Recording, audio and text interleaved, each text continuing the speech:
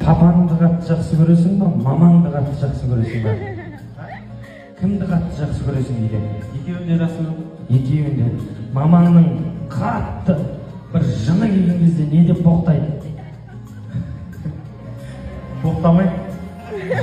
Папаң ше. Шешең. Дұрыс қой, дұрыс. Еркектің бәрі боқтайды.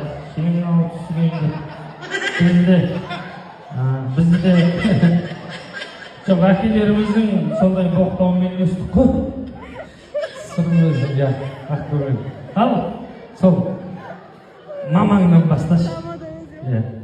Шабалақ шабайық ардақты ағайын. Қаттырақ қошеметтеп жеріңіздер.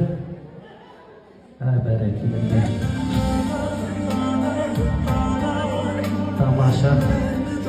Аман болыңыздар, тек жақсылық бола берсін. Ол сенің папаңның өйтіп боқтағаны сендер жаман болсын демейді ғой.